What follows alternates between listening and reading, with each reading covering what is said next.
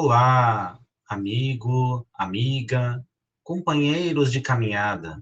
Sejam bem-vindos ao canal do CEF, o Centro Espírita Fraternidade do Ipiranga. Hoje realizaremos mais um estudo do Evangelho segundo o Espiritismo.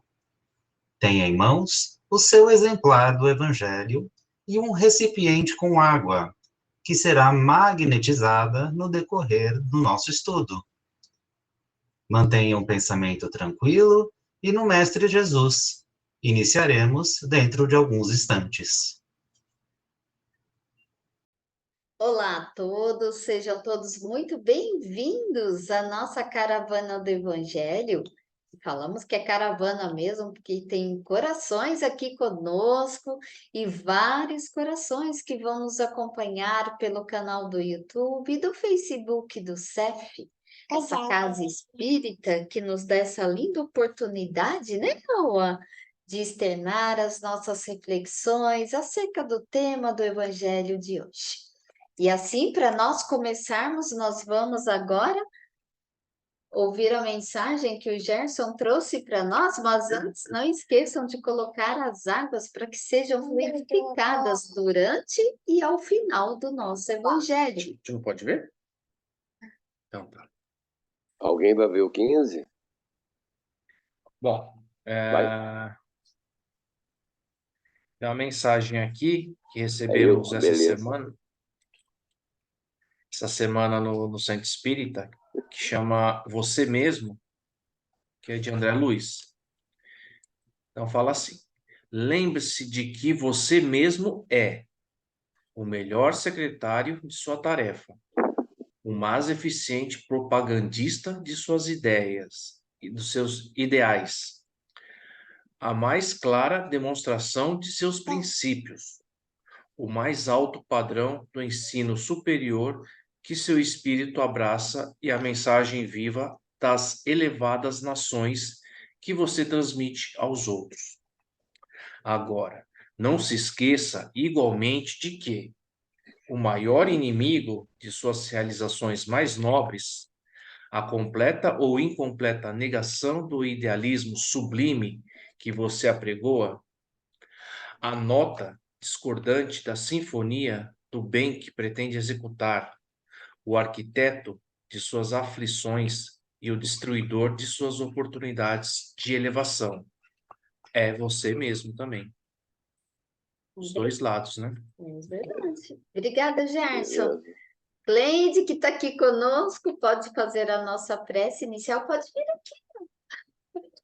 Olá, amigos. E depois dessa mensagem muito linda, que nos faz refletir que nós somos os construtores das nossas vidas e nós que escolhemos que caminho seguir, o caminho do bem e do mal. Agradecemos neste momento, porque todos que estão aqui escolhemos o caminho do bem, o caminho do aprendizado, o caminho que nos leva ao Pai. Por isso, pedimos à espiritualidade amiga, ao nosso amado Deus, ao nosso Mestre Jesus, as bênçãos para esses ensinamentos de hoje, que nossos encontros transcorram num clima de muita paz, de muito amor, de muita união. Agradecemos também à espiritualidade amiga, que se faz presente em nossos lares, nos ajudando, nos intuindo e permanecendo conosco, cuidando de todos os que convivem na nossa família. E assim, para que possamos iniciar os nossos estudos de hoje, na certeza de que o nosso Mestre Jesus estará conosco, vamos proferir a prece que Ele mesmo nos ensinou. Pai nosso que estais no céu, santificado seja o vosso nome. Venha a nós o vosso reino, seja feita a vossa vontade, assim na terra como no céu. O pão nosso de cada dia nos dai hoje. Perdoai, Senhor, as nossas ofensas, assim como deveríamos perdoar a quem nos tem ofendido. E não nos deixeis cair em tentação, mas livra-nos, Senhor, de todo mal. Amém. Assim seja. Amém. E como nosso Pai amado está conosco, também temos a nossa Mãe Santíssima. E assim, cumprimentamos a ela, assim como o anjo fez. Ave Maria, cheia de graça, o Senhor sempre é convosco. Bendita sois vós entre as mulheres, porque bendito é o fruto do vosso ventre, Jesus. Santa Maria, Mãe de Jesus, rogai por nós, Mãe, os teus filhos, agora, na hora da nossa passagem e por toda a eternidade. Amém. Amém. Que os nossos estudos de hoje sejam muito abençoados, que assim seja, graças a Deus, graças a Jesus e graças a Maria Santíssima. Amém. Obrigada, Cleide. Carlos, você pode fazer a leitura para nós hoje, Carlos? Sim, bem-aventurados os mansos e parvos, né? Básico. Vamos lá. Opa, é o número 15 hoje que a gente vai fazer. Paulo, apóstolo Lyon, 1861. Não liga para isso não, tá? Perdoar aos inimigos é pedir perdão para si mesmo. Perdoar aos amigos é dar prova de amizade. Perdoar aos ofensas é mostrar que se melhora. Perdoais, pois meus amigos, para que Deus vos perdoe. Porque, se fordes duros, exigentes, inflexíveis, se guardardes até mesmo uma ligeira ofensa, como quereis que Deus, que todos os dias tendes grande necessidade de indulgência, ó, infeliz daquele que diz, eu jamais perdoarei, porque pronuncia a sua própria condenação. Quem sabe se, mergulhando em vós mesmo, não descobrireis que fostes o agressor? Quem sabe se, nessa luta que começa por um simples aborrecimento e acaba pela desavença, não foste a dar o primeiro golpe? Se não vos escapou uma palavra ferina, se usastes de toda a moderação necessária, sem dúvida o vosso aniversário está errado ao se mostrar tão suscetível, mas essa é ainda uma razão para ser desindulgente e para não merecer a vossa reprovação. Admitimos que vocês realmente o ofendido em certa circunstância. Quem sabe se não envenenastes o caso com represálias, fazendo degenerar numa disputa grave, quando que facilmente, porém, cair no esquecimento. Se dependeu de vós impedir as consequências e não os fizestes, sois realmente culpado. Admitamos ainda que tendes a reprovar na vossa conduta, e nessa casa maior será o vosso mérito, se vós mostrardes clemente. Mas há duas maneiras bem diferentes de perdoar. Há o perdão dos lábios e o perdão do coração. Muitos dizem do adversário, eu o perdoo, enquanto que interiormente, experimental, um secreto fazer pelo mal que lhe acontece. Dizem-se a si mesmo que foi bem merecido. Quantos dizem, perdoo, e acrescentam, mas jamais me reconheceria. Como seria? Não quero vê-lo pelo resto da vida. É esse o perdão segundo o Evangelho? Não, o verdadeiro perdão, o perdão cristão, é aquele que lança um véu sobre o passado.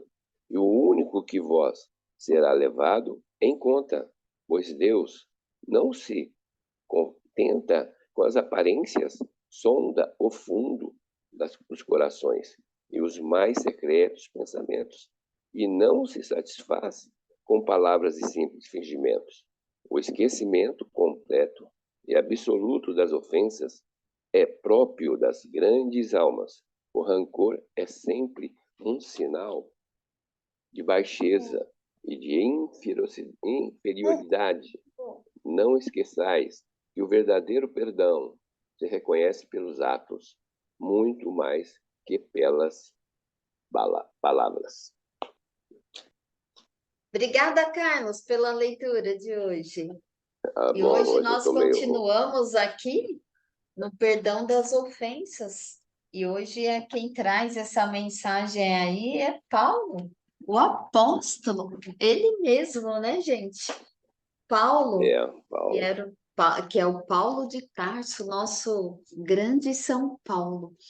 Então, ele trouxe essa mensagem para nós e ele já inicia colocando, né? Perdoar os inimigos é pedir perdão a vós mesmos. Perdoar os amigos é dar prova de amizade. Perdoar as ofensas é mostrar que se melhora. Então, olha só que lindo. Aqui a gente vem dessa primeira frase, a gente já poderia parar por aqui, né? Porque tantas reflexões, tantos ensinamentos que traz aqui para a gente, já aqui no início. Paulo, lembrando que na sua trajetória, ele foi o judeu aí escolhido por Jesus, né? Aqui na Terra. E Paulo, ele passou por tantas ofensas, ele sofreu todas as espécies de perseguições, ofensas naquela época, ofensas físicas, ofensas morais. Então, ele vem aqui fazendo a gente refletir sobre tudo isso e sobre o perdão dessas ofensas. Então, Paulo aqui ele nos convida a olhar para nós mesmos. Que por muitas vezes ele fala aqui que nós, por vezes, provocamos essas ofensas. Então, que essas ofensas, e por vezes, se a gente não encontra a causa aqui, pode estar em outras vidas essa causa. Mas a gente sempre vai sofrendo aí, ou não sofrendo, né? Mas recebendo aí as consequências de certos atos. Então, ele faz esse convite aqui para nós, né? Que é importante que a gente faça essa análise, o porquê dessa ofensa e também por que a gente se sentiu ofendido. Então, porque, mais uma vez, eu falo, para mim, é difícil quando fala assim, colocar um véu no passado, né? E esquecer. Eu entendo que hoje, para você perdoar as ofensas, você vai entrar num processo. Porque colocar só um véu e esquecer é difícil, porque chega uma hora que você vai lembrar, você esquece por alguns momentos, alguns tempos aí, mas depois aquilo, ele vai voltar. Em algum momento você vai lembrar, porque você ainda não digeriu. Então, aqui o que Paulo nos convida é esse processo, realmente, da gente olhar para essa ofensa, fazer todo esse processo, analisar por que também a pessoa praticou essa ofensa, né? Então, olhar com os olhos e com o coração. Porque, por vezes, a gente vai ver o motivo do outro, aquele outro deve estar em tantos sofrimentos, deve estar num momento da vida difícil, e você, por vezes, era o alvo que estava ali na frente dele. Então, Paulo, ele nos convida a isso. Então, olhar para nós mesmos e olhar para o outro. Então, ele nos convida a sermos o quê? Humanos. É ser humano. É olhar para nós e olhar para o próximo, né?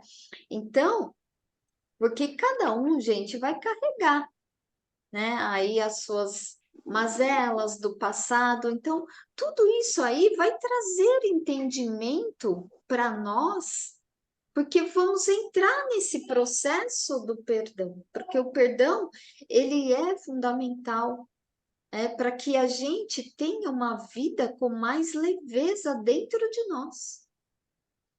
Por vezes, às vezes a gente vê imagens de perdão que é soltando os grilhões. Realmente, você se liberta.